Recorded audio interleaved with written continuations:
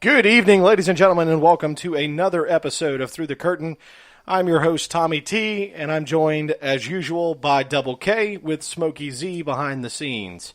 Tonight, folks, we're going to be reviewing CPW's Mid-Atlantic Mayhem that occurred a week ago today, and we are going to be reviewing that show in its entirety. This was a special show, Double K, with us getting the opportunity to see a full tag team tournament to crown the new CPW Mid-Atlantic Tag Team Champions. Yeah, I tell you, the name that they gave this show was 100% on point. Mid-Atlantic Mayhem, they provided nothing but that. I think I made the comment to you several times throughout the night that I can't remember a show on any level with that many people getting jumped from behind. That many interferences. I mean, it was everywhere, and I'm sure we're going to talk about this again in a minute. But, I mean, you've got Pork Chop Johnson threatening people with chairs or something like that in 3 different matches. Yeah. And on our on-location episode, you can hear him screaming at people in the background. Yeah. During one of the spots. So, I mean, it was crazy. It was crazy. Yeah, so this show brought a lot of different things to the table. We saw, I mean, it was true mayhem on a constant basis in almost every match. Everything from in-match segments to outside interference to surprise endings.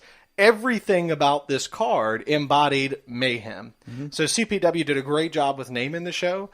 You can clearly tell, again, that the production value for CPW is increasing on a constant basis. It's getting better and better. And we think that their new partnership with Morgan Entertainment, who's also going to be acting as a sponsor for our podcast, is going to be continuously increasing that production value. So we're looking forward to see what fruit that bears over time. But we're going to go ahead and get started in reviewing the show. And the first match that we saw for the evening, which was the first match in the tag team tournament, was the Geordie Bulldogs versus the Marauders versus Simply Safish. So we're clearly big fans of Simply Safish. We've talked about this on other shows. Absolutely, no doubt. Livid T-Clown. The T. Yeah, it's the. That's what it stands Livid for. The. So, and Wes Rogers, the other half of that group. It's always fun to see those guys in the ring, no matter what the situation is, just because the chemistry that they have together and their ability to perform and entertain is some of the best performance that we see across the indie scene, especially here in RVA. Oh, without a doubt. So, in that match, the Geordie Bulldogs walked away with the victory, and this was the first time. We saw them appear at the show back in February, but we didn't get to see them perform. So, way to go, Dave Alt. That's on you. Yeah, absolutely. But getting to see these guys in action was worth the wait. The match was great. Simply Safish, again, always puts on a great show. Mm-hmm. This was the first time that I'd seen the Marauders be able to perform. And, we talk about that a lot when we see new performers that we haven't had the chance to experience yet, and how much fun it is to see new characters and just new people on the scene. But I think this match went really well. It was a great kickoff match to the night. The Bulldogs have a tendency to be a little mouthy, but I think that's fitting given their name. Livid T-Clown and Wes Rogers, they're going to do their antics. Nothing's ever going to change that, and nothing ever should change it for how well they do it. No.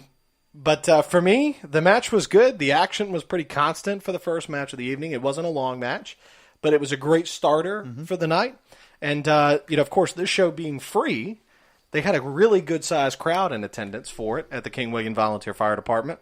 And the Bulldogs won. For me, I'm going to go ahead and tell you that this match was a 3-star match. Yeah, I mean, it's a 3-star match for me, too. Again, we can't say enough about Simply Safish and how much we enjoy their work and enjoy what they bring to the table each and every week. I had seen the Geordie Bulldogs at some point throughout 2018. But just like that, they definitely bring energy. They do a little trash talking, and I'm okay with that. Setting the tone. But if you can deliver on it, fact. But you know what? They won the match. Yeah. So they delivered on it. They beat two great tag teams. The Marauders were new. And like you coming off of the band performing and Brent Fleener jacking the crowd up like he always does. Absolutely. The living legend himself, Brent Fleener. That's right. So no, I mean the energy level was already high, and they didn't let that die down. They took it a step further, and they let the standing room only crowd know that they're in for a show. Yeah. I want to take a pause for a second, though. We've rated that first match. Let's go back and talk about the pre-show. So the band being there and what that did for the crowd made a difference. So CPW, if you take anything away from this conversation that we're going to have tonight, as a fan, I'm going to tell you that made a difference for the environment of that show. It was great to have that there. We saw the same thing when we went down to VCW at Hampton High School when they had the part of the choir for that group sing the national anthem, and then they had the drum line come out, and we touted how impressed we were with their ability when they came out, and it was the same thing with this band. When you hear something that's going to be free, it doesn't always set the bar for the best experience of what you think you're going to get. But every single CPW fan that showed up at the King William Volunteer Fire Department in Aylett, Virginia last Saturday got a show. Well, it brings a completely different type of energy to the building. Not just the fans. I mean, everybody involved, the staff. When we go to these shows, we talk to their security a lot. Yeah. Those guys are always interacting with us. Tim is always at the table, hanging out. And I love that. But that night, I mean, it was just a completely different type of energy with those guys. They seemed excited to be there. I mean, they were bouncing all over the place, laughing, joking with everybody. Like I said, having that band set the tone versus playing, music like CM Punk like they normally do. I swear they do that just for you. But, having that band play. I hate you. I know you do. That was just for you. But, no, it did. It was a completely different type of energy in the building. We talk about being electric and we talk about being, energized and all these things. It really was. And it really was a standing room only crowd. The entire left side of the venue was literally on their feet the entire time. I mean, between segments for us, we were on our feet. Yeah, absolutely. So, I mean, it was an extremely well-done event, and, hats off, and we'll give them a standing O right now. Yeah, it was outstanding for them. So you want to go ahead and talk about the second match? I'll let you take that one on. Absolutely. We had Leo Kirby and Ravex versus Salvation and Jeff Gordon, and we had, for the first time ever, another team that we've never seen before, Robbie and Bobby. Not an unknown team. No, absolutely but just one we have not had the pleasure of seeing. We've never actually seen compete. But before this match started, Leo and Ray came out. Robbie and Bobby were in the ring. Jeff Gordon came out, but there was no Salvation. The music hit. The music hit. Everybody waited. Music stopped. Music hit again. Everybody waited. He was nowhere to be found, but due to an emergency, we were told, the crowd was informed that he could not be there to compete. So, with that, Jeff Gordon was given the option to forfeit on their end, or he could compete essentially in a handicap match alone versus these two great tag teams. Yeah. To his credit. Not rookies. No. So he had a lot to lose here, but he had everything to gain. Yeah. Should he pull this off. So hats off to him for having the courage to stick it out and go through with this match. But I mean, Leo and Ray brought everything to the table that we see every single show, every time we see them perform. It was pretty flawless. What they do is they've gotten that down to an art, and they do it really, really well. Robbie and Bobby, very fluid tag team. Yeah. You can tell they've been doing it a while. Absolutely. We talk a lot about looking the part. Oh, they looked it. They looked the part. And they showed the part. They showed the part. They owned their gimmick. They worked the crowd. I mean, it was nonstop crowd interaction the entire time. Yeah.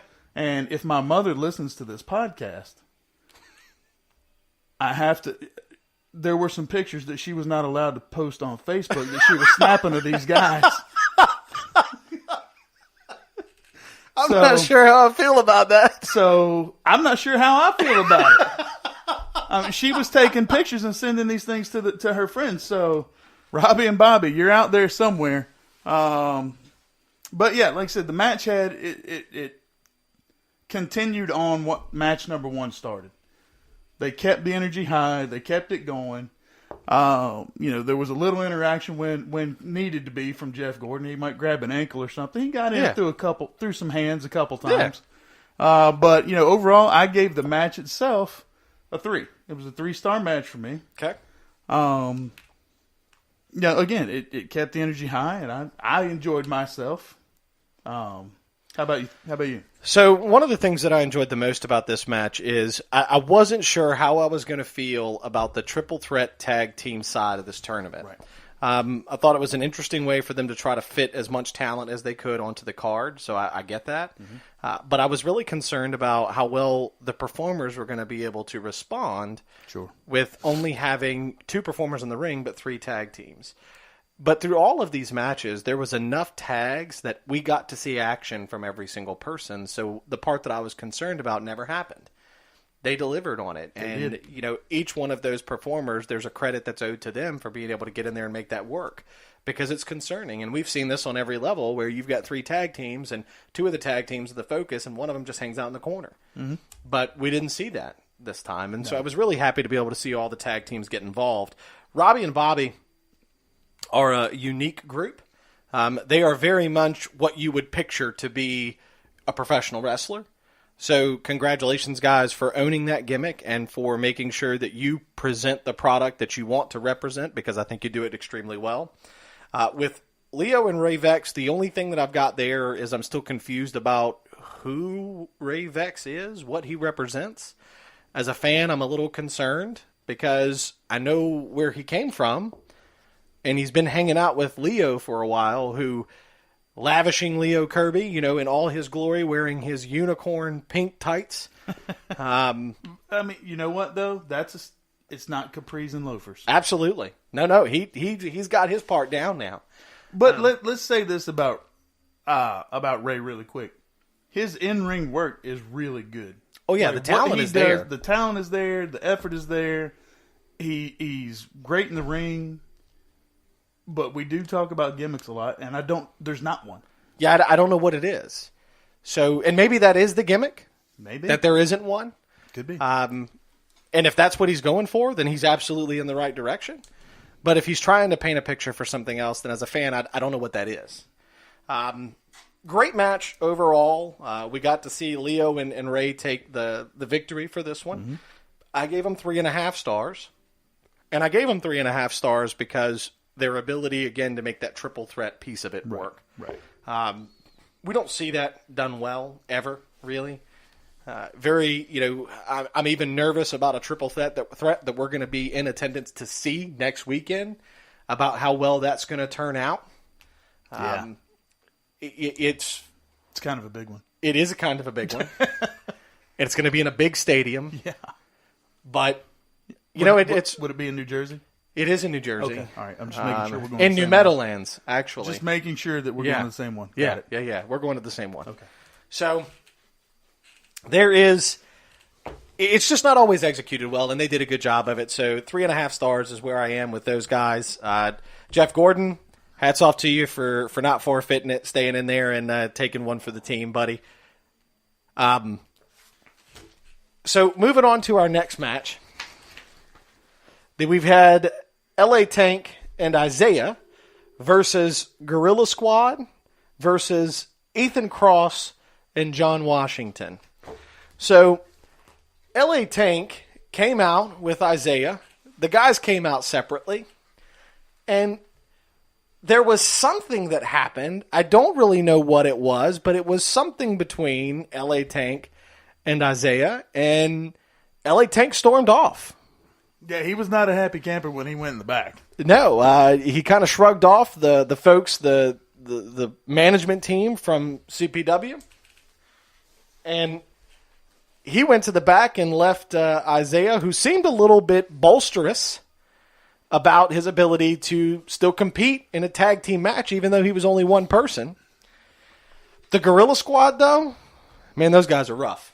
Yeah, and they weren't. They were in bad moods. Yeah. They seemed to be in bad moods, which somebody was shaking their cage. Absolutely, and I think they shook a couple that night. Oh, there's no doubt. I think they shook a couple. I felt a couple walls shake.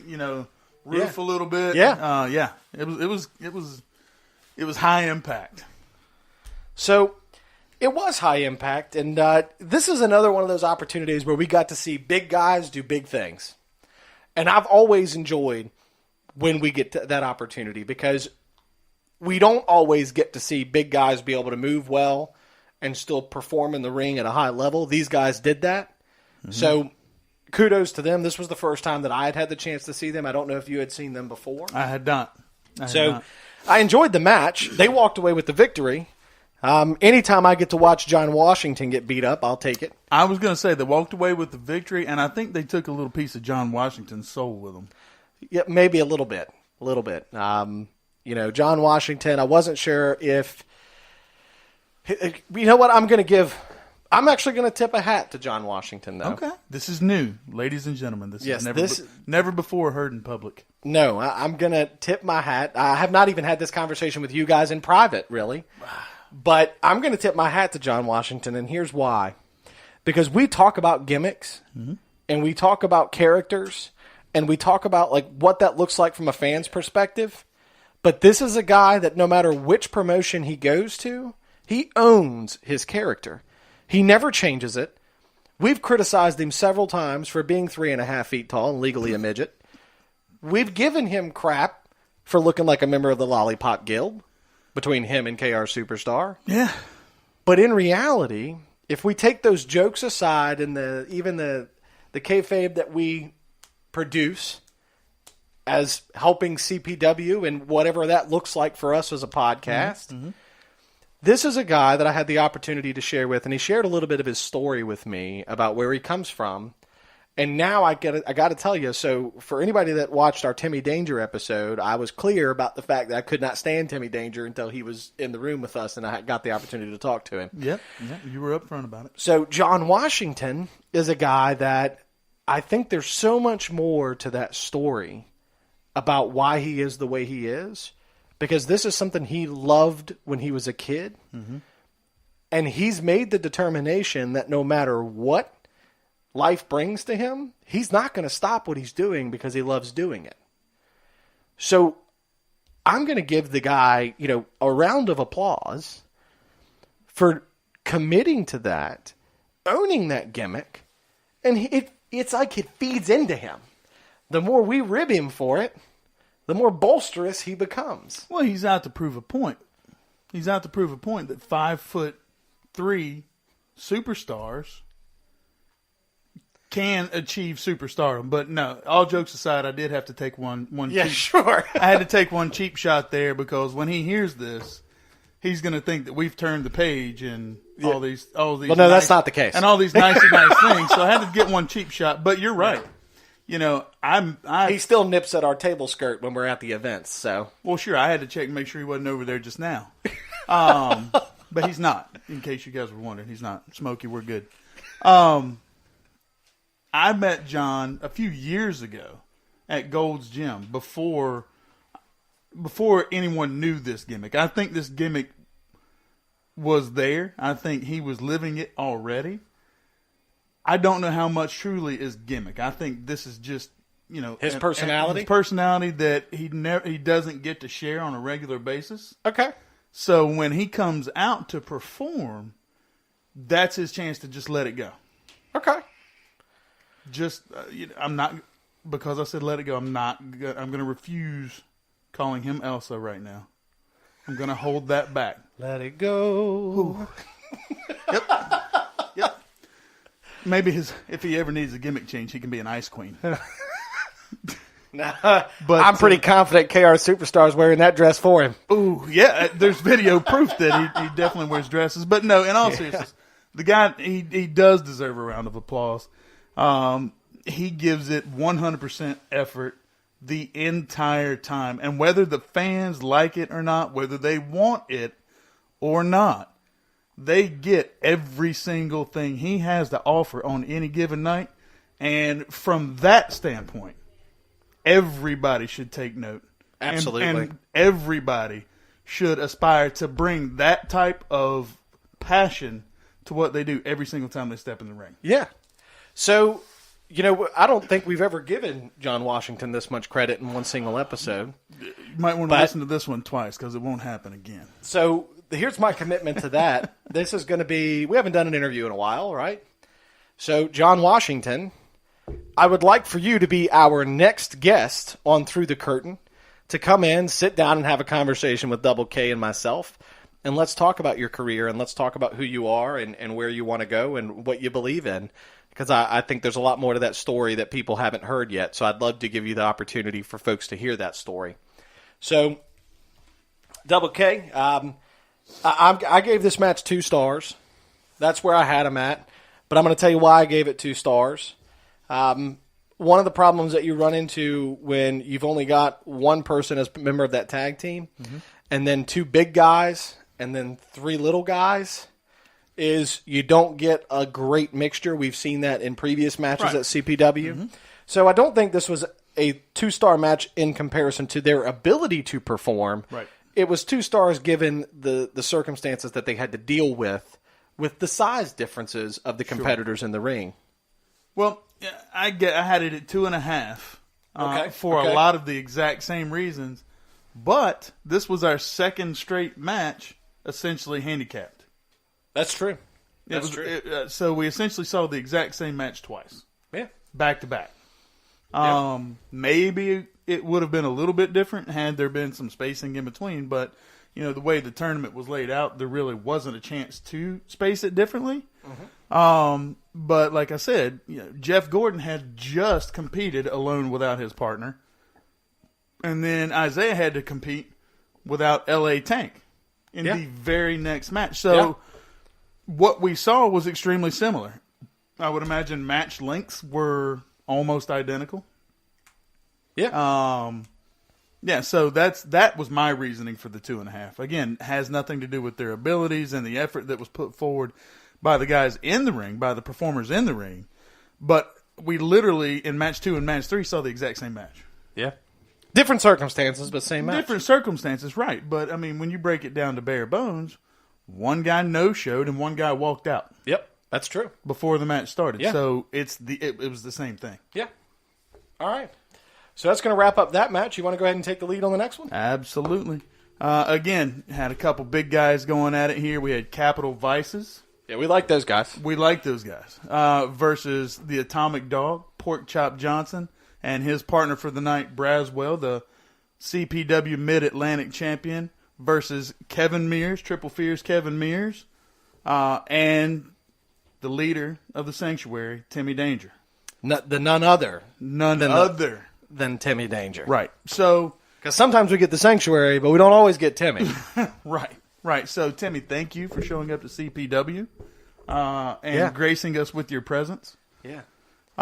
It's funny, though, because he ended up getting silenced in this match. He did, which is hard to do. He will tell you that. Yeah. He will be the first one to tell you that if you can silence Timmy Danger, you probably won. Yeah, that's probably true. But you only win for the moment because, when he leaves, they'll be talking again. That's very true. Yes. But in this match, this was one of those hard-hitting matches that I like to see. Yeah. What's that word you use?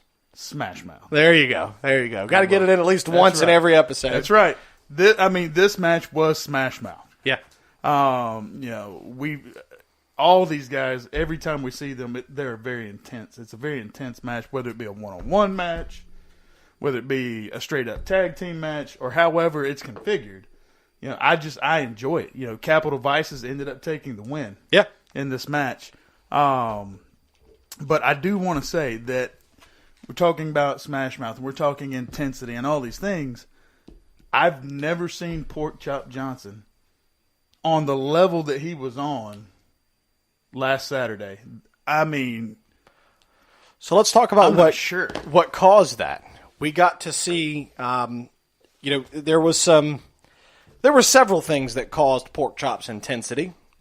We got to see What a Man, Rip Sawyer, Ace Dalton.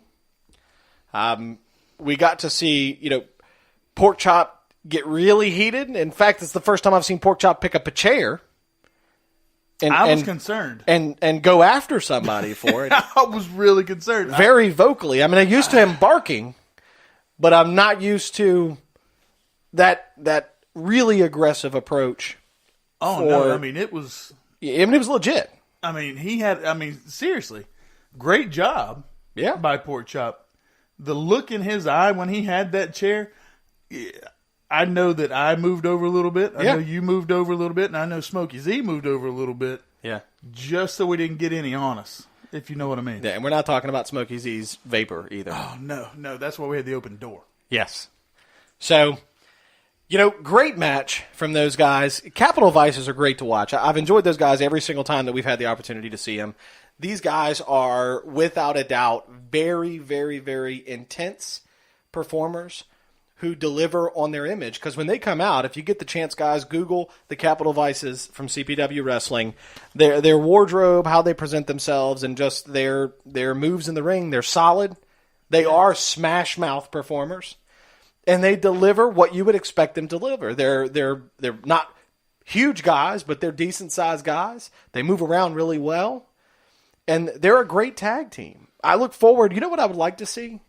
What's that? And based off of what we've seen at VCW, Capital Vices versus the Hellcats. I think that would make for a very, very entertaining match. Okay. So I'm envisioning. Yeah. So perhaps one day we'll find a platform where we can pull people from across the state for a venue where they can participate in an event that gives them wrestling matches that don't happen all the time, that you don't see in VCW every month, that you don't see in CPW every month. Maybe one day we'll have that. But until then, we're going to continue to see the Capital Vices. And I think we got to see at the end of this tournament there was an altercation that occurred between two teams that definitely paints a picture for what the future of CPW's tag team division is going to look like, and I'm excited to see where this goes. So for me, another person in this match that really impressed me, because this is only the second time we've seen him. Now, he's wrestled thousands of matches, but Triple Fear's Kevin Mears. Yeah. This guy, he has the ability, because his stature alone is he's a wide-bodied guy, but he's a powerhouse. Absolutely. Like, I think of Jim the Anvil Neidhart. I think of folks like that are just powerhouses. Yeah. The guys, we don't see a lot of that anymore. Braun Strowman is the closest thing we get to that in the modern era of being a straight power. Hugh Morris from the WCW days. Mm-hmm. Guys, I mean, that's what Kevin Mears does for me. He's that guy. He's that guy that you look at and you go, dude, there's no way he's going to go to the top rope. There's no way he's going to do it. But guess what? He does it. He's agile. He's going to do it. Right. He's agile. He can pick him up and throw him around. So for me, that match is a 3-star match. Okay. Thank God I didn't have to listen to Timmy Danger say silencer more than a couple of times. I think he started to, and then he got a foot stuck in his mouth. He got through 2. Yeah. And then he got silenced. Okay. All right. I knew it was something like that. Well, I'm going to go ahead and continue on with Kevin Mears here for a second. We saw him, if you remember, it was a month or two ago. I can't remember which show it was, when he wrestled Braswell one-on-one for the CPW Mid-Atlantic Championship. Yep. I was like you right then and there. All right, here comes another one. Are you ready for it? Yeah. It was Smash Mouth. And it's the second time. That was the biggest thing that I had to say about that match that night, because it was everything you want with two guys who just wanted to take each other's heads off. Yeah. I think the comparison that you just made to Jim the Anvil Neidhart is spot on. I think that's spot on. Even down to the beard almost. Yeah. That's true. Yeah. Even down to the beard. But, I think I'm going to kind of break away for just a second, and say this. I had a chance to talk to Kevin before the show. Mm-hmm. And I think it was either the day before or the week before. I'm not 100% sure on the specifics. This is why I think he was performing on another level. His mother had just seen him perform for the first time. Okay. And his mother's a cancer survivor. Yeah. And had just seen him perform. Again, it was either the day before or the week before for the first time. And that, I think, having that feather in his cap now, I think we're getting ready to see the best that he has to offer. Yeah. I don't think we've seen it yet. No. And I look forward to that. Yeah. I think it's going to be a lot of fun. So now we're going to move on to round 2 of the tag team tournament. We got a little bit of time left. Yeah. So we're going to try to push through the rest of these matches here. This was a big card, 9 matches. Next match that we got to see was round 2 of the tournament. It was the Geordie Bulldogs versus the Gorilla Squad. Now, this match didn't last long. Ended in disqualification. The Geordie Bulldogs took an injury, but they got the W. Yeah. So the disqualification came from the referee because of the Gorilla Squad not stopping during the referee's request to break the hold. It didn't happen, so they continued to beat down. Got them disqualified. Geordie Bulldogs take the W. There's not a lot to talk about in this match, guys. It's not because these guys aren't talented people. It's just the match wasn't very long. So, for me, this was a 2-star match. And again, I say that with the mentality that it's not a reflection of the performers. No. It just wasn't long enough for us to really get anything from it.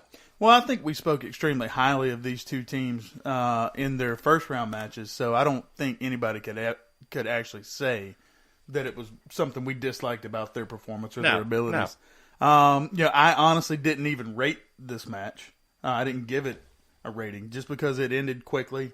Okay, that's fair. If I had to give it one, I'd give it 2. Just because we know what they bring to the table, and had they been able to continue, it would have been a good match. Yeah. I have every confidence in the world that it would have been a great match. So, I'll give it a 2, but it did end in DQ, and it ended early. Yeah. So, moving on to the next one, the next match in this tournament. Why don't you go ahead and take that one? Yeah, so here again we have Capital Vices versus Leo Kirby and Ray Vex. This was, for me, this was a really great match. Yeah. Because we enjoy watching both of these teams. It had the combination of big athletic guys doing big, big athletic moves. And again, Leo always delivers. Yeah. Ray, let's figure it out. Yeah. Your in-ring work is great. Let's figure the rest out. But it ended with Leo and Ray taking the win and moving on to the finals. Yeah. So it was great. It's always great to see Leo Kirby. We've touted him before. The guy's got a tremendous amount of talent. I just think we're waiting on the right eyes to see him. Yeah. And you can almost kiss goodbye to him at that point because I think he'll skyrocket once he gets the right eyes on his product. He's still really young. Oh, absolutely he is. But that even creates more potential for him in the future. I think right now, I'm not trying to put him on the pedestal. Yeah. But I do believe he has talent a little bit beyond his 21 years. Yeah. Yeah. And we're going to get the chance to talk to him too. Yeah. So right after that match, we got to see a singles competition match, which was What a Man Rip Sawyer versus Jeremy Rhodes. This was a 3-star match for me, and here's why. It didn't last very long. It ended in true heel fashion, but what I'm most impressed with is, I'm going to say it, what a man. This guy has been gone for a decent chunk of time. He's been in the business long enough that there is so much that he has had the opportunity to learn, but now he's taking that opportunity and all those skills and talent that he's learned across the many years of his career, and he's taking the opportunity to teach it to the younger guys. And he's in the ring with Jeremy Rhodes, who he's built a little bit of a feud with. And again, this is a guy that can still go. Yeah.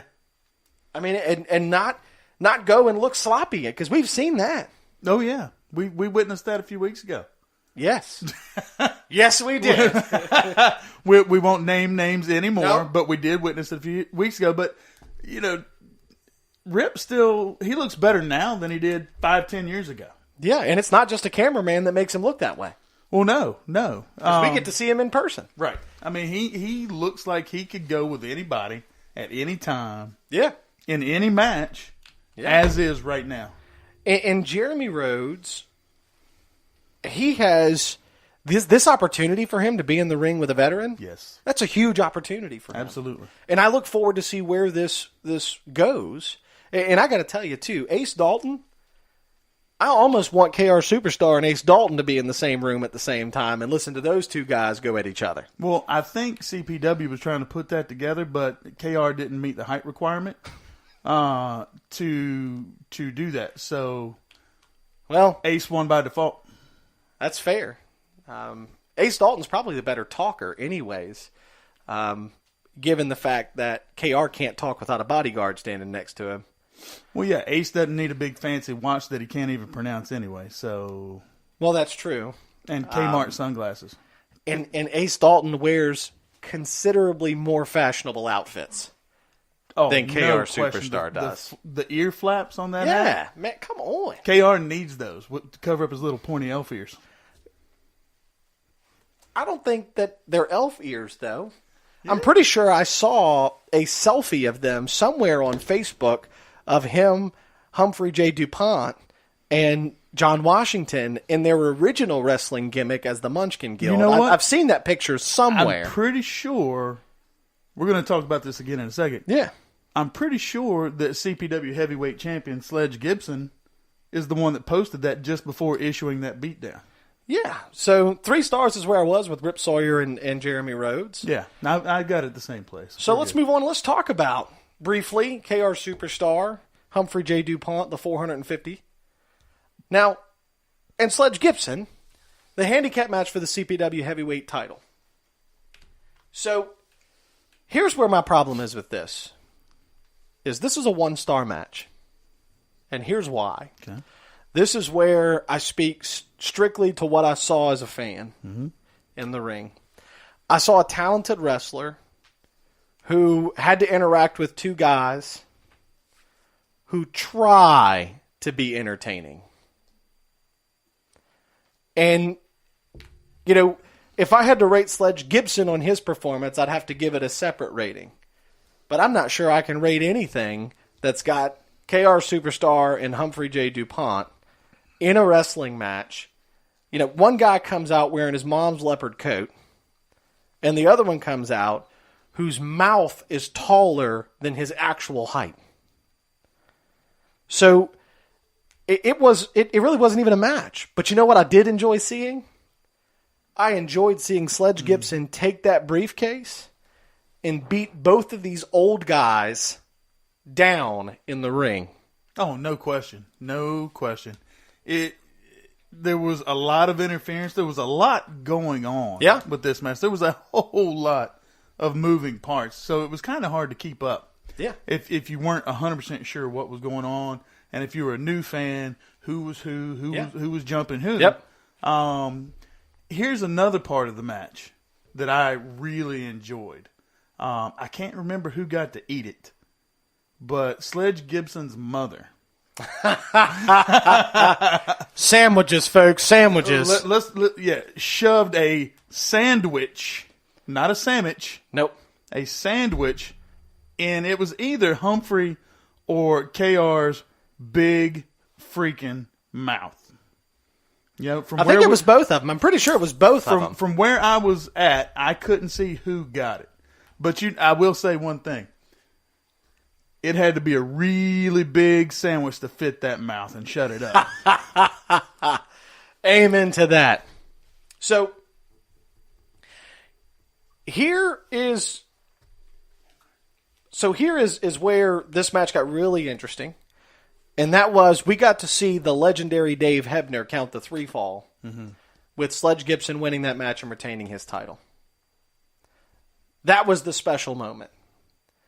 That was 100%. That was extraordinary to see. Well, that had to be so special for Sledge Gibson to be able to say that the man who has counted out so many Hall of Famers. All three of those guys, not just Sledge at this particular point. I was getting there. I'm getting there. And for KR Superstar, instead of laying flat on his back and staring at the rafters, I know for a fact he had to look over and take a peek at Mr. Hebner counting him out. I mean, that had to mean a lot. I'm not sure where Humphrey was at this exact moment because I think he begged out after being whipped with a belt. Yeah. But I don't think Humphrey ever knows where he is. Have you seen how he dresses? I have. But as he's had to be cowering in a corner somewhere. Yeah, probably. That it had to be a super special moment. And for anybody... He was pulling tissues out of his briefcase. He's probably got them in the pocket of that leopard coat. That's probably true, too. I'm sure they're there. For anybody who knows wrestling, that had to be a special moment. Yeah. So let's move on to the tournament final, where we got to see the Bulldogs take on Ray and Leo, the injured Bulldogs. For me, this was our best match of the night. It was a 4-star match. All 4 of these guys are great performers in the ring. The Bulldogs pulled off the victory, even with having an injured man. They are the new CPW Tag Team Champions. And at the end of that match, we got to see the anticipation of the event of where we now know that at some point in time, the Capital Vices are going to be coming after those titles. Oh, absolutely. The Bulldogs earned them. They deserved them. Yeah. So great job on their part. I would imagine we're going to see that match between Capital Vices and the Bulldogs sometime pretty quickly. Yeah, and we didn't talk about it, but when we go back and we look at the Sledge Gibson match, at the end of that match, we saw another interruption. And the missing Salvation from earlier in the night showed up and just laid out the CPW Heavyweight Champion. Oh, he leveled the champ for sure. Yeah. We've talked about Salvation and how much we've enjoyed him, so I'm really looking forward to that match as well. So I'm sure CPW will find some way to make that work and make that happen. We know that their next event, High Times, that's going to be in April, is going to see our first... I guess the only way to talk about it is it's an X Division match. It's an Ultimate X match. Yeah. So we're going to see the belt suspended above the ring with multiple challengers trying to get it. I think that's going to be really exciting. If you've never seen one, folks, you need to be there. You need to see this match. It is special. And we've also received word from CPW that Through the Curtain will be on site for that event. Not only will we be on site for that event, but we will be sitting just feet from ringside, directly in front of the ring, so that we can see all the action for the entire show. Not just so we can actually see KR. Correct. Okay. Well, it's pretty easy. You can miss him all the time. Just look over him. So, guys, this has been CPW's Mid-Atlantic Mayhem. It was hosted from the King William Volunteer Fire Department in Aylett, Virginia. There were 9 matches on the card. I wasn't sure how they were going to do it when we first saw the slate when we got there, but they did it well. They pulled it off well. I'm going to give kudos to every single performer that was on this list. They all did extremely well in this show. CPW has stepped up their game, and those performers have stepped up their game along with them. I look forward to see what CPW's new partnerships are going to do for it, its ability to gain sponsors and get more programming in. So we look forward to seeing what all of that is going to do because, again, this event was free to the public. So we've heard from CPW that they're going to try to do this at least once a year to give back to the community. So as we go through this, guys, this is, again, we're fans, and we're just telling you what we think of what we see. And we spend a lot of time talking to the performers, talking to the promoters, and talking to other fans to try to get perceptions. We don't claim to be perfect, and we don't claim to be people who know how to do everything and, ideal situations. But what we can do is talk about being a fan. So the best thing that we'll do is we will continue to do this through over time. And, folks, that's been it for CPW's Mid-Atlantic Mayhem. I'm Tommy T. Double K. Smokey Z behind the scenes, and we will see you the next time the bell tolls.